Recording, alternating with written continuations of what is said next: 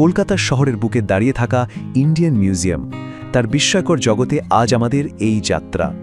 কলকাতার মানুষ একে ভালোবেসে ডাকে জাদুঘর, মানে ম্যাজিকের বাড়ি। আর সত্যিই তো, এই নামটা শুনলেই কেমন যেন একটা রহস্যময় অনুভূতি হয়, তাই না? মনে হয় এর ভেতরে ইতিহাস আর ঐতিহ্য যেন জীবন্ত হয়ে কথা বলছে। আচ্ছা, ইন্ডিয়ান মিউজিয়ামের ভেতরে ঢোকার আগেই কিন্তু একটা জিনিস আমাদের চোখ ধাঁধিয়ে দেয়। কি বলুন তো? ওর বিশাল রাজকীয় স্থাপত্য। চলুন ভেতরের গল্পে যাওয়ার আগে বাইরের এই সৌন্দর্যের রহস্যটা একটু জেনে নেওয়া যাক, কারণ বিশ্বাস করুন এটাও কিন্তু ভেতরের গল্পের মতোই দারুণ ইন্টারেস্টিং। এর যে স্থাপত্য শৈলী, তার নাম হলো ইটালিয়ানেট নিওক্লাসিসিজম।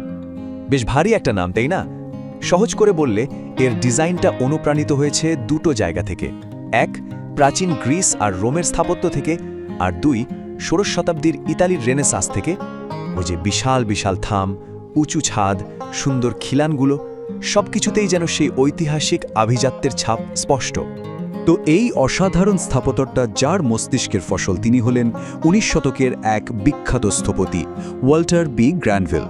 তার নকশাই এই বাড়িটাকে এমন একটা কালজয়ী চেহারা দিয়েছে। কিন্তু জানেন, গ্র্যানভিলের এই দুর্দান্ত ডিজাইনটা বাস্তবে রূপ পাওয়ার অনেক আগে থেকেই কিন্তু এই জাদুঘরের ভাবনাটা শুরু হয়েছিল। এর পেছনেও একটা লম্বা ইতিহাস আছে। কি সেই ইতিহাস? কিভাবে জন্ম নিল এশিয়ার অন্যতম সেরা এই সংগ্রহশালার? চলুন এবার একটু গোড়ার কথায় ফেরা যাক, একদম শুরু থেকে শুরু করা যাক। এই মিউজিয়ামের গল্পটা শুরু হয় সেই ১৭৮৪ সালে।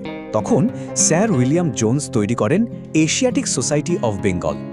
এর ঠিক ৩০ বছর পর ১৮১৪ সালে ডক্টর ন্যাথানিয়েল ওয়ালিচ প্রস্তাব দেন একটা মিউজিয়াম তৈরির, আর তখনই এটা প্রাতিষ্ঠানিকভাবে তৈরি হয়। এরপর ১৮৬৬ সালে পাশ হয় ইন্ডিয়ান মিউজিয়াম অ্যাক্ট, আর এটা হয়ে ওঠে একটা পাবলিক প্রতিষ্ঠান। আর শেষমেশ ১৮৭৮ সালে আমরা যে বিশাল ভবনটা আজ দেখি, সেটা সাধারণ মানুষের জন্য খুলে দেওয়া হয়। চলুন এবার তাহলে ভবনের ভেতরে ঢোকা যাক। আর প্রথমেই আমরা যাব এর অন্যতম সেরা একটা প্রত্নতাত্ত্বিক সংগ্রহের কাছে, বারহুদ গ্যালারি। গ্যালারিতে ঢুকলেই একটা জিনিস আপনাকে অবাক করে দেবে, এর বিশালত্ব। আচ্ছা, এই সংখ্যাটা দেখুন তো, ২৩ ফুট। কি মনে হয় এটা কিসের উচ্চতা হতে পারে? এটা হলো ভারত স্তূপের সেই বিশাল প্রবেশদ্বার, মানে তোরণের উচ্চতা। ভাবা যায়, পুরোটা খোদাই করা হয়েছে লাল বেলে পাথর দিয়ে। আর এটা যে সে জিনিস নয়, একেবারে খ্রিস্টপূর্ব ২য় শতাব্দীর। ১৮৭৩ সালে আলেকজান্ডার কানিংহ্যাম এটা আবিষ্কার করেন। আর এর গায়ে কি সুন্দর করে খোদাই করা আছে বৌদ্ধ ধর্মের নানান গল্প আর সেই সময়কার সাধারণ মানুষের জীবনযাত্রার ছবি। আচ্ছা, পাথরের স্থাপত্য তো দেখা হলো, এবার চলুন এক রহস্যময় কাহিনীর দিকে। মিউজিয়ামের এমন এক আকর্ষণ যেটা হাজার হাজার মাইল পথ পেরিয়ে এখানে এসে পৌঁছেছে। ৪,০০০ বছর। হ্যাঁ, ঠিকই শুনছেন, এই মিশরীয় মমিটা এতটাই পুরনো। এটা শুধু ভারতের নয়, বলা হয় পুরো এশিয়া প্যাসিফিক অঞ্চলের সবচেয়ে পুরনো মমিগুলোর মধ্যে একটা। কিন্তু আসল মজাটা হলো এই মমির পরিচয় নিয়ে। এখানে একটা দারুণ গোয়েন্দা গল্পের মতো ব্যাপার আছে।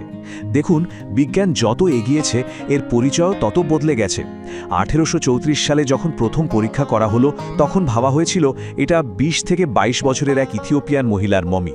কিন্তু ভাবুন, প্রায় ১৫০ বছর পর ১৯৮০ সালে যখন এক্স-রে করা হলো, তখন পুরো গল্পটাই গেল পাল্টে। জানা গেল এটা আসলে একজন ৫০ থেকে ৬০ বছর বয়সী পুরুষের মমি, আর তাকে সম্ভবত পিটিয়ে হত্যা করা হয়েছিল। কি আশ্চর্য, তাই না? তো আমরা তো মাত্র দু একটা বিশেষ নিদর্শনের কথা বললাম, কিন্তু সত্যি বলতে এই মিউজিয়ামটা আসলে একটা আস্ত জগৎ। এ সংগ্রহের যে বিশাল পরিধি, তা দেখলে যে কেউ অবাক হতে বাধ্য। ১ লক্ষের বেশি। ভাবা যায়, এই মিউজিয়ামের ৪ দেয়ালের মধ্যে ১ লক্ষেরও বেশি নিদর্শন রয়েছে। আর প্রত্যেকটার পেছনে আছে তার নিজস্ব গল্প, তার নিজস্ব ইতিহাস। আর এই বিশাল সংগ্রহকে গুছিয়ে রাখার জন্য মূলত ৬টা প্রধান ভাগে ভাগ করা হয়েছে। কি কি সেগুলো? শিল্পকলা, প্রত্নতত্ত্ব, নৃত্যতত্ত্ব, ভূতত্ত্ব, প্রাণীবিদ্যা আর উদ্ভিদবিদ্যা। মানে বলতে গেলে প্রত্যেকটা বিভাগই যেন নিজের মধ্যে এক একটা আলাদা দুনিয়া। তাহলে সব মিলিয়ে এই মিউজিয়ামকে কেন ভারতের জাদুঘর বলা হয়? কেন এটা এত গুরুত্বপূর্ণ? চলুন শেষ করার আগে এর ঐতিহ্যের দিকে আরেকবার তাকানো যাক। কারণ এটা শুধু ভারতের সবচেয়ে পুরনো জাদুঘর নয়, এটা এশিয়া প্যাসিফিক অঞ্চলের সবচেয়ে বড় মাল্টিপারপাস মিউজিয়াম। শুধু তাই নয়, এটা গোটা বিশ্বের ৯ম প্রাচীনতম জাদুঘর। এক কথায় বলতে গেলে এটা ভারতের সমৃদ্ধ সাংস্কৃতিক আর বৈজ্ঞানিক ঐতিহ্যের এক জীবন্ত দলিল। 1,00,000-এরও বেশি গল্পের এই জাদুঘরে একটা প্রশ্ন কিন্তু থেকেই যায়। এত সব গল্পের মধ্যে কোন গল্পটা সবার আগে খুঁজে বের করা যায় বলুন তো?